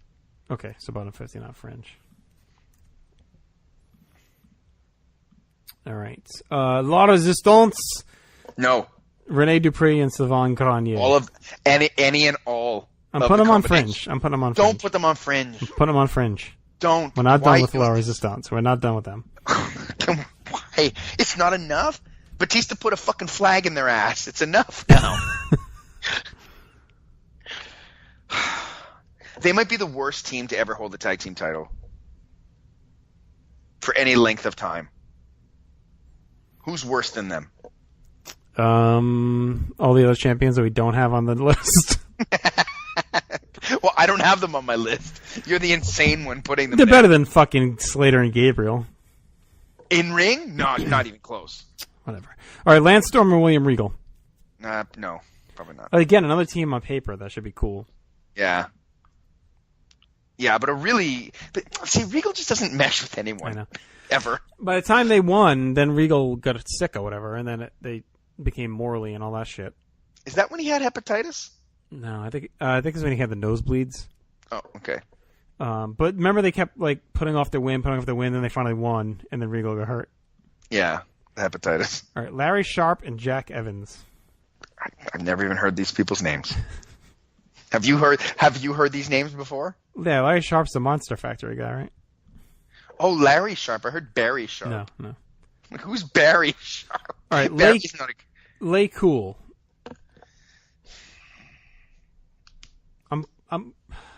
I want to say bottom 50. I'm putting bottom 50. Their character stuff is real good. Yeah. And then the whole Breaking Bad thing has me all aflutter. You just get so swayed by Stacy. Well, I think she makes good points in her articles. She does, but I have to rewatch. But I remember liking them at the time. It wasn't just this isn't just a Stacy thing. I really liked them at the time.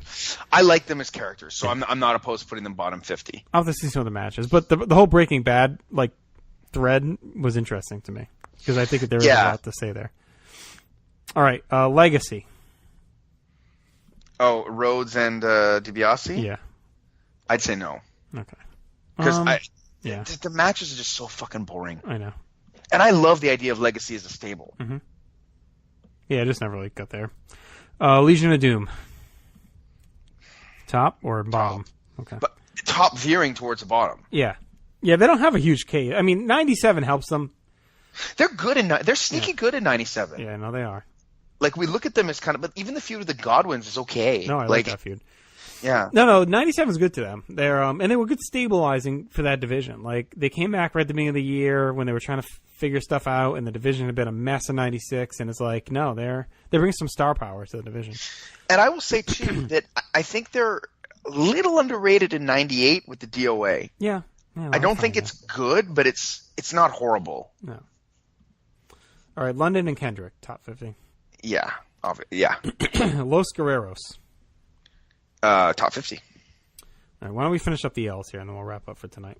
Yeah, okay. You cut something else off Los Guerreros. I don't know what it was. I did. Whatever was under British Bulldogs. Oh, there you go. You fixed it now. Okay. Yeah, Los Guerreros. Yeah, let's finish the L's. Okay. Okay. Lowdown. No. Do the lowdown with every little hoedown. They couldn't even get in a Royal Rumble. Yeah, not that bad. All right. Los Conquistadores. Oh, I put them fringe. Yeah, I mean, look, it's a team you might want to put it like 100. Right, and they had, let me just see what I rated it. They fought the Rockers on a MSG that I dug a little bit. Yeah, I went 2.5, September 88. And then they're a big part of the Survivor Series match. Yeah. By the way, Rockers Demolition, October 88, 3 stars.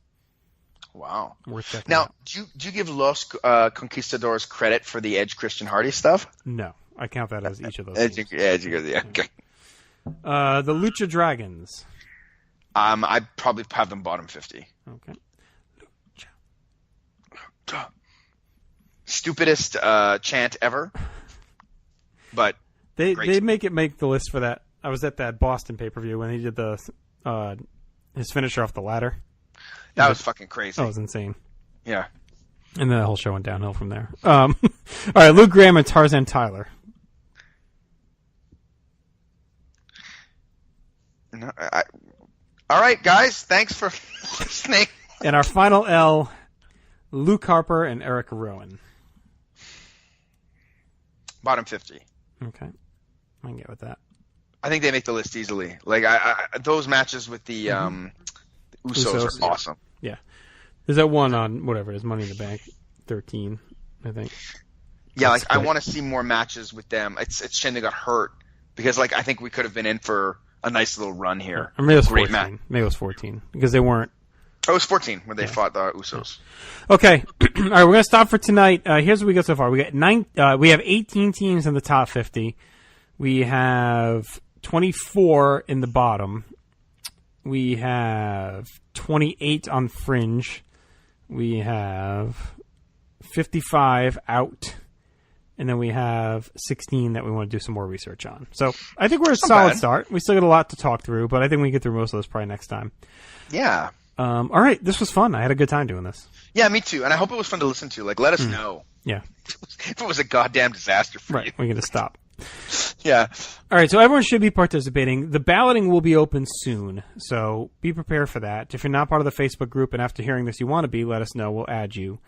And check out our other episodes, the first 6 where we've dug into some of these teams. We'll probably get into some of them again, but the ones we've already talked about, I don't see us spending much time on. So go back and listen if you haven't, and if you're interested in the project. We've done a lot of talking on this, and then Tyler Kelly at PlacementNation.com is doing a lot of written stuff, so you can check that out as backup research as well. Subscribe to our feeds, Placement Nation Pop, Placement Nation Wrestling, and you can get all of our great shows there each and every day. We have good stuff coming out, and written-wise, too. We mentioned The Excellent Adventure earlier. We'll have a new Group Watch Champions piece, I think, next week. So a lot of cool stuff rolling out each and every day, PlacementNation.com. And, of course, Scott Criscola and I, Placement Podcast, episode 500, will be out likely on Tuesday. I think there's too many moving parts for me to put it together Monday night. So Tuesday or Wednesday next week, or as of when you're hearing this, that'll drop. So it's a big trivia tournament and some other hijinks mixed in there. Kind of a love letter to all of our history on the show. So be prepared to check that out. Otherwise, Aaron, anything you want to talk about? No. Okay, very good. Placement Nation on Twitter at place number 2 Nation, Facebook.com/Placement Nation. That's Aaron. I'm JT. We're out. Dookie time. Dookie. If you want to be half as cool as me, you'll be careful what you say, how you look at me. If not, you'll pay a price far beyond your means.